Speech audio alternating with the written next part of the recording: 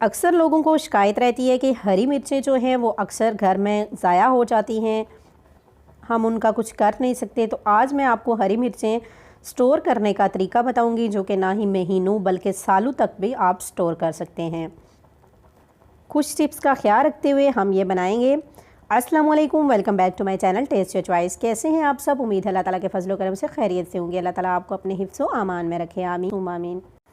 तो व्यूअर्स, हरी मिर्चें तो हर घर में आती हैं और हर घर में ऐसा नहीं होता कि उन्हें सेव कर लिया जाए। अक्सर ये ख़राब हो जाती हैं और हम इन्हें ज़ाया कर देते हैं। तो आज से आपकी कोई भी हरी मिर्च ज़ाया नहीं होगी। अगर आप इस तरह से पेस्ट बनाते हैं और उसको घर पर सेव करते हैं तो ये आपके सालों साल सेव रह सकता है और आप इसे बआसानी इस्तेमाल कर सकते हैं।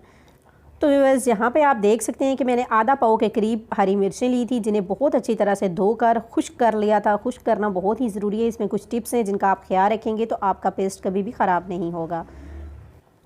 तो व्यूअर्स, यहाँ पर ले लिया है हमने एक पैन और इसमें ऐड कर देंगे 1 टेबलस्पून ऑयल। ऑयल के साथ हम इसमें ऐड करें यहाँ पे गरम मसाला है मेरे पास। अगर आप चाहें तो ज़ीरा ऐड कर सकते हैं, अगर चाहें तो ना ऐड करें।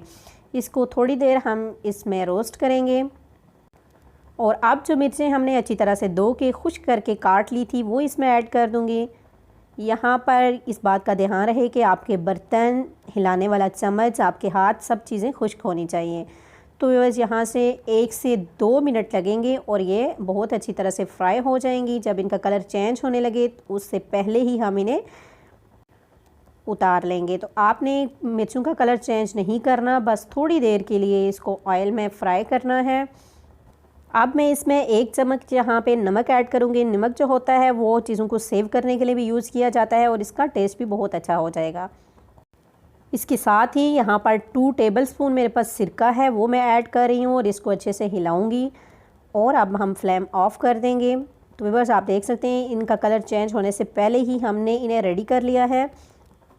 सिरके को हमने ड्राई नहीं करना, सिरका डाल के हमने जस्ट फ्यू सेकंड जो है इस पे चम्मच हिलाना है और इसको चूल्हे से उतार लेना है। अब हम एक ब्लेंडर जार लेंगे और इसमें ये तमाम मटेरियल डालेंगे। सिरका जो है उसके साथ इसकी ब्लेंडिंग अच्छे तरीके से हो जाएगी।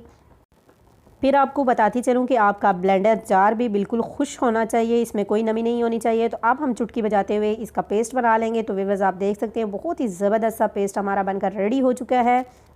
आप किसी भी एयर टाइट शीशे के जार में डालें। तो यहाँ पर मेरे पास बोतल थी, जैम वाली बोतल है, इसे मैंने अच्छे तरीके से गर्म पानी में बॉईल कर लिया है और इसमें डाल दिया है चिली पेस्ट।